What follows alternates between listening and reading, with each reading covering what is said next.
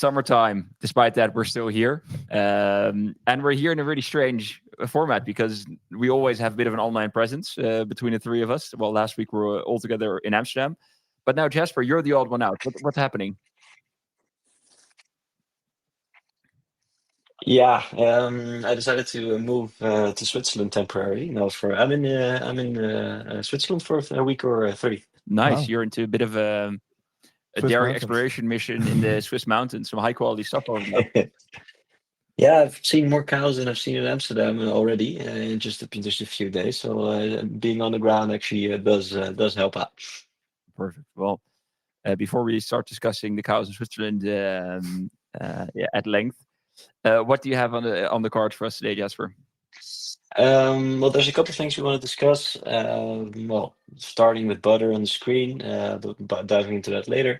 We also should discuss the tariff, well, changes that should have happened or should have taken place yesterday. Well, they have been delayed, sneak peek, but we'll explain more later. What the effect is on currencies lately, and finally a quick look at the oil prices and how they've moved in recent times. Ah, so macro stuff you brought to the table as well. Always good to see how you can bring that back to the dairy markets. That's great. Sebi, what do you hope Yeah. to add today? There's a very interesting. I'll try to add what I know of, and that's what's happening on the butter markets. And I think in general, in the fats, but not just fats, but dairy as a whole here in Europe has been very bearish. And I think we got some cool insights on that. So I'll try to jump in with some actual market info. Amazing. And congratulations. Thank you. Your face made it back to the I made flyer. it back to the LinkedIn. Well done. Yeah, thank you. You deserved it. Yeah. It Hard was work a tough pays time off. for you. Yeah. Okay. And for me, at the end of the session, I will try to walk you through the new dashboard building and search feature that we've launched. I think very exciting. I think some really cool stuff. Some changes, but we'll walk you through it to make it as easy as possible.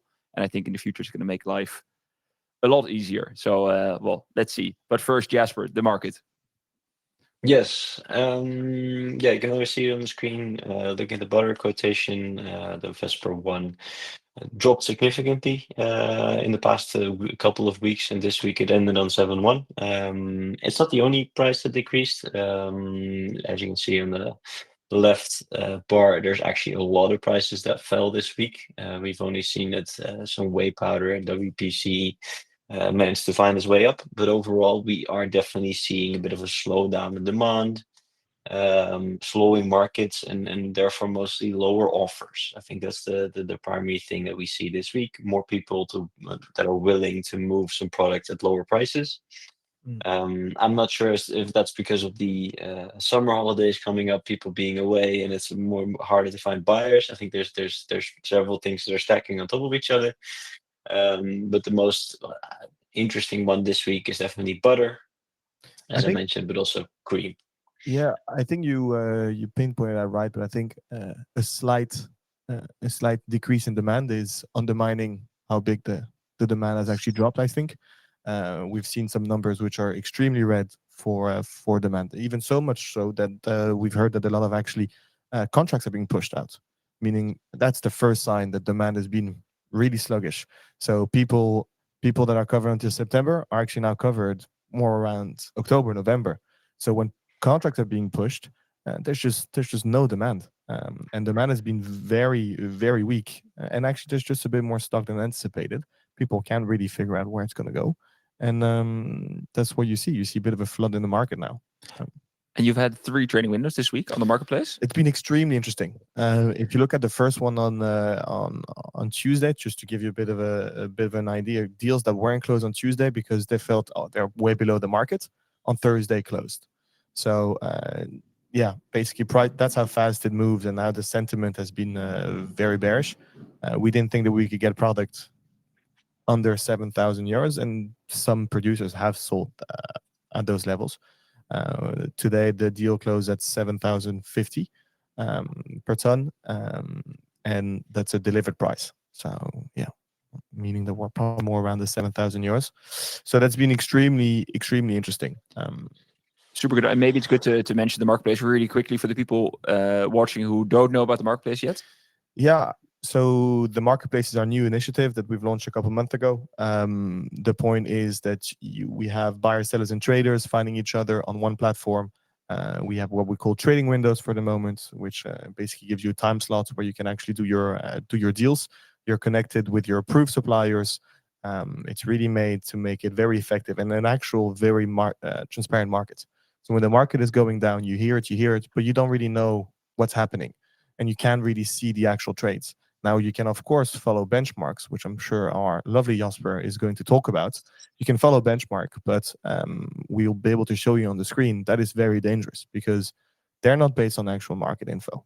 And that's what we want to do with our marketplace, is make this much more transparent. And if the market is going up or going down, that you have actual market data to base it on.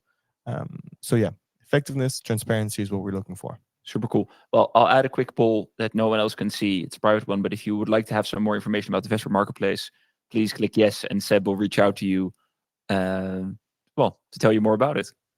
Cool. Jasper, back to you. Yeah, I think Seb already made a nice bridge to the next topic, which is actually the topic. There's one thing that also caught my eye and many people's eyes this week, and that's actually if you look at the public quotations, the French, the German, and the Dutch quotations, and if you actually look at the difference between the average, which is also captured in the EEX index used for future settlement, for example. Or at least that's the main use of it on the EX. It's actually almost 300 euros, a little above 300 euros higher than the European price where we see it. So I'm not trying to say that our price is much better, but what I want to say is that this huge spread, which hasn't, well, of course it moves from time to time, but it hasn't really been this big for a while already. It's starting to annoy some people, and it really shows you that also there's a big spread between what some people are trading at and what other people are trading at. So it's definitely a rapidly changing market, and this is one of the things where also makes our marketplace a little bit more interesting. Look at actual trades and some of the real volumes that have been trading. Looks like basis risk in there. There's a ton of basis risk in there. Yeah, 100%. The biggest problem is for the futures market, which are based on that. If it doesn't follow the physical market, it's bad for both. Cheeses. Sorry? Cheese. Yeah. I actually noticed a lot of decreasing cheese prices again this week. We saw that primarily the mozzarella market, but also a little bit Gouda and cheddar felt heavy. The main reason for that is that some producers tend to sell product right now for the summer months. So July and August are not necessarily the months where massive amounts of Gouda and their cheddar are consumed. So we're definitely seeing that there's some pressure there. And for mozzarella, even though the price is still at 408, we already did hear prices of mozzarella underneath 4. So there's a huge range in prices there. And it's definitely interesting to see that the pressure is building. It's been building for a couple of weeks, but now it's really starting to crack that market and moving down the price for most of these products. Do you think that we're seeing a bit of a all-around decrease due to the weather we've experienced, which is a bit historical? I mean, if you're anywhere in Europe, it feels historically good. We haven't had that good weather since, let's say since April in years. Do you think that because it's hotter, people basically change their diets, etc.? I've heard that in the market. I'm interested to see if you think that has an impact on demand as well. I think to a certain extent, yes, that will definitely have an effect. There's always a difference between butter consumption and cheddar, for example, which are more the winter products, so to say, or cream or mozzarella, which are just simply fresher and consumed a little bit more. So we definitely did see that. And that's also why some of these markets have moved in certain ways. I think cream is definitely also one of the reasons why it moved up so fast, is because higher temperatures triggered more cream consumption. But this week it's also we had a long heat wave. It definitely hurt consumption. But temperatures are also improving a little bit. They're lowering slightly. They're not as high as they were before. I think that's actually one of the things that we saw this week, and I'll actually move down towards the prices of all milk and liquids. Liquids have been moving down very, very heavily this week, especially cream and milk prices. We see that after the long drought, it's improving a little bit this week, and that's definitely taking its toll on prices for fresh products. When is the last time that you opened my favorite widget to check this out? Sorry? The heat stress impact widget. Have you opened it up lately? Have you been looking around in throughout Europe? What's been happening there? I have, but I haven't updated in here. But I'll actually look it up. I think it might be an interesting one. So recently we changed this, as you already said. So I need to edit widgets on the top right. Now I can edit any widget that I'd like, and well, we can look up the weather map if you're really interested. But you were asking not about the herd size, but about the heat stress impact on cows. So I'm adding it to the Dairy Café. If in this case, I can show it on the bottom, but also anywhere where I'd like. Adding it and then scrolling all the way down to see it. Well, you weren't interested in Minneapolis, I assume. So let's go to the Netherlands for this one. Well, we see that actually over the last weeks in Leeuwarden hasn't really been that bad. But if we take Spain, for example, and then go to Valencia, the heat stress is already a lot higher. And actually, well, this week is moderate, but we've definitely seen this being high over the past weeks throughout the high temperatures we've seen, especially in the southern part of Europe. Yeah, both 7 me have been to the south in the past weeks. We had a lot of heat stress. Warm. I was very stressed. Interestingly, the one liquid that did move the other way, and I'm excluding whey concentrate for the sake of that, is skim milk concentrate. So proteins are actually moving up. Also, like you hear, some fresh production that actually increased the demand for SMC. So with S&P prices at 2,300 and SMC at 2,250, the margin there is really shrinking. So it's really curious.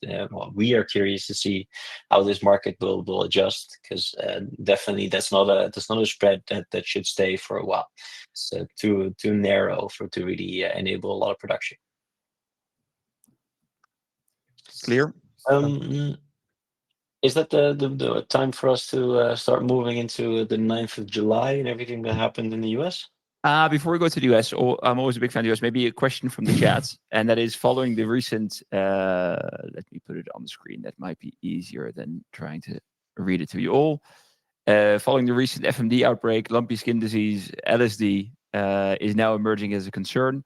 Has LSD had any noticeable impact on the dairy market in terms of milk production, pricing, or supply chain disruptions, as far as you know, Jasper?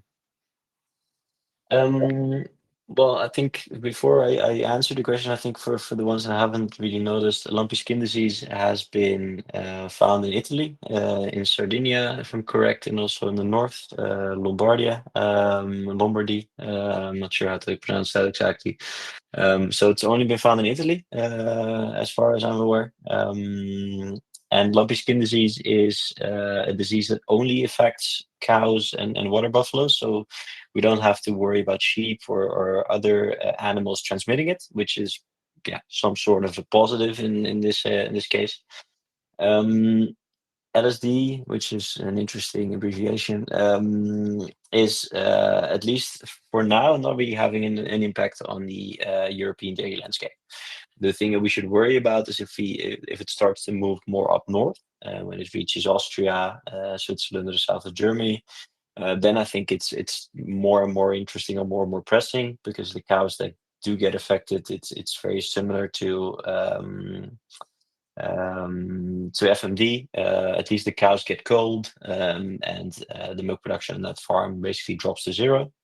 But on its own, the disease itself is not incredibly painful for cows. For example, they stop eating a little bit, and therefore, and essentially they stop the spread by culling the animals. But it's not that the disease itself is very, very extreme for the cows, as far as I'm aware.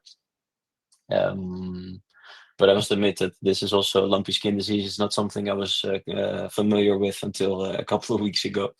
So I've had to increase the research on that quite recently. Great. Well, we'll keep our eyes on it for the coming weeks and report back if things change. It goes further back up north. Yeah, and actually seeing a comment that also late June there's also an outbreak on a cattle farm in France. So there's not just 2 infections, but actually a third one. I must admit that one is a little bit more concerning. The only advantage we have is that that's been 10 days ago. And generally that means that either spreads relatively fast or it doesn't spread. So there's been a cluster of spreads in Sardinia, 1 individual spread in France, and 1 in the north of Italy. It's definitely good to keep an eye on those regions to see if it develops. But no real impact so far. So it stays there. Okay. Well, the 9th. Tell us more. What happened? Yeah. It was actually why, of course, the 9th was announced somewhere in April that all the tariffs would be delayed until the 9th. There would be a long period for negotiations. And then the 9th, after the Liberation Day in April, the 9th would be, I'm not sure what he called it or what it was called from the US. It would be a very a great day. To me, it actually turned out to be more of an average Wednesday than just a booming day with a lot of news. So actually yesterday we did see some change, but instead of all the initial tariffs being reimposed, we actually saw that the extension, there was an extension of the extension actually. So instead of the 9th of July, we're now dealing with the 1st of August. For most countries that have been affected the first time. Yeah, I think the taco trade is what the FT likes to call it. So I think that's the first thing we see. I think that is good to look out for that. In general, from a dairy perspective, I think US import tariffs are not the most interesting thing to look at, maybe except for Irish butter. But there's a big spread there anyway, which will make that financially a hard sell. But I think it's a really interesting one, of course, is when we start seeing retaliatory tariffs. And I don't know which countries at this current time are in the mood for a bit of a trade conflict. So, but then if we do start seeing retaliatory tariffs, then we might see a bit of an escalation, but also then we might see a shift in competitive positioning versus US to European prices, where we see an artificial barrier for US exporters versus European. So that is an interesting one. For the time being, the only thing I've actually seen and read about are import tariffs into the US. Yeah, and I think you're completely right there, and that's why, for example, the US-Chinese trade war was so interesting because it's actually one of the countries that decided to retaliate based on what the US was doing. And since China is a big importer of dairy, the effect there was much bigger. I think this time that didn't change. So the trade tariffs between the US and China, or between the US and Europe, they haven't changed. The only thing that's happened is that 22 countries, including Japan, but also Algeria, there's a handful of countries, got a letter from the US negotiators saying that they have time to negotiate until the 1st of August. Otherwise, they will get a tariff that looks a lot like the tariff that it was initially imposed on them on that beautiful board with all of the import tariffs. The word beautiful, it's thrown around a lot these days. Yes. I think the only thing that's worth mentioning right now is that Brazil has definitely received quite a hefty import tariff, or at least is being threatened by a hefty import tariff of 50%. So that is something to keep into account. And also, as you mentioned, Feiko, it's mostly interesting for dairy whether Brazil decides to retaliate. If they don't retaliate, of course, it's not good for Brazil as a country, but it's not really hurtful for the global dairy market. But it all depends on that. Cool. Good to know. Sure. What I would like to show is actually, now that we have received some of the trade data in the meantime for April and May, we actually can see the effects of some of these changes in trade tariffs already in the import-export data. So ever since April, the start of April, we can see that half of April and the entirety of May have definitely been under the new tariff rules. And we can see what the impact has been on some markets. Well, I think one of the most interesting ones, and that's where we're focusing on a lot, is that, for example, we knew that the US whey products were being taxed or tariffed higher than before into China. But if we look at the exports of US, or sorry, the imports of Chinese whey from the US, we actually see that this share, yes, it's dropped slightly, but it hasn't really been that much worse compared to what's been traded before. So what we're looking at here is the past 12 months of Chinese whey and modified whey imports. And in the stacked bar chart, the red is the contribution of US to the total, which of course is massive. Yeah, I think that's definitely for sweet whey powder, dry whey, and also permeate. The US market is massive, but also some WPC80 is shipped from the US to China. But the US really relies on China to offload all of its whey products. So whey permeate, for example, if China wasn't there to buy all the US permeate, it would have been a very, very weak market, which is also what we saw in prices throughout April and May. It really dropped. What's also interesting to show, let me see here we have it.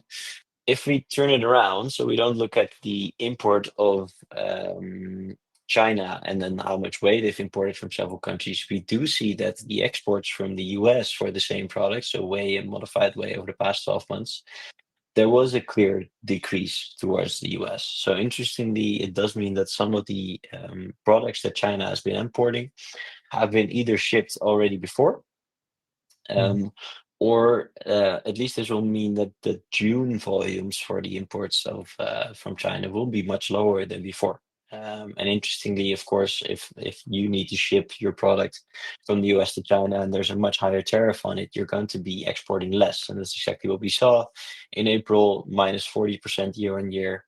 And in May, actually 70% less whey and modified whey from the US to China. And interestingly, a little bit more to other countries. Vietnam imported more.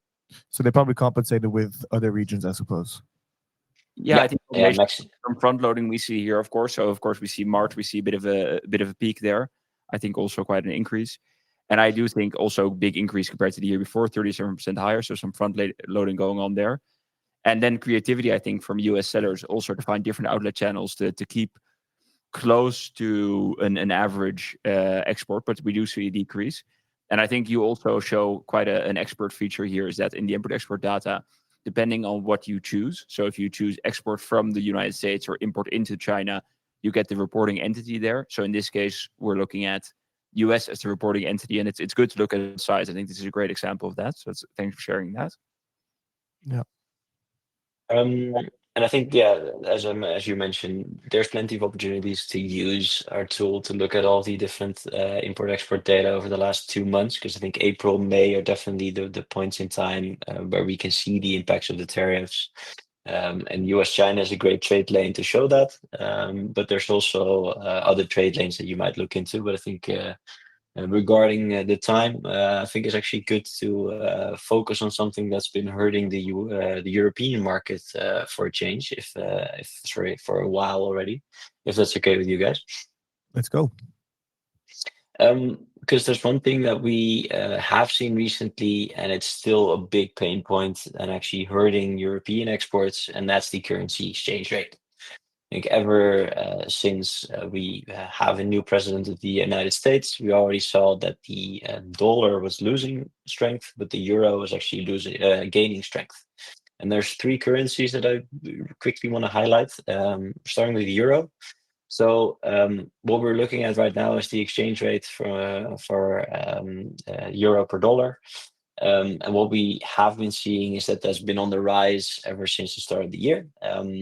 Well, that's twofold. And if we focus on the euro, it's mostly driven by the fact that Germany has decided to ditch the Schuldenbremse and decides to invest a lot in public facilities, infrastructure, for example, which basically means that more people think that the euro is going to be a better currency and more used than before. So that's why the euro is gaining a bit of strength. But yeah, the US dollar losing strength is just as important.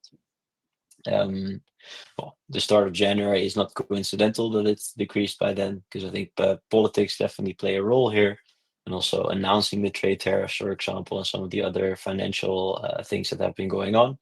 So that's why the US dollar is weakening. People want to use the dollar less than they did before. They rather trade with different currencies than the US dollar nowadays. And that's the third currency that I actually wanted to highlight, is actually the Swiss franc. Which, unlucky for me, being in Switzerland at the moment, is actually trading at really high levels. So if we compare it to the dollar, for example, it's actually increased even steeper than the euro compared to the dollar. The Swiss franc is generally seen as a safe haven. So now that there's uncertainty, we see that there's a rush towards gold, but there's also a rush towards the Swiss franc.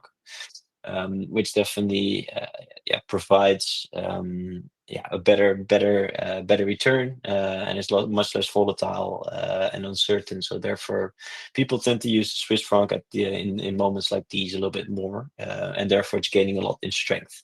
That's usually a sign of uncertainty in the global financial market as well. Yeah, so let's use this more maybe as a sign of uncertainty more than some skim milk powder is going to be traded in Swiss francs, I suppose. Indeed, I think globally Swiss francs are not really used for commodities; they're rather used for financial transactions in stocks, etc. I wanted to make that clear. Yeah, and for coffee, Jasper's holiday destination. I think coffee. Unluckily, it has both Swiss francs, but also the Brazilian import tariff. That's definitely going to hurt the coffee market. So. Yeah, there's always a link, and I think that's what you started off with, Feiko, how to link certain financial data to commodities. I think this is one of the ways to do so.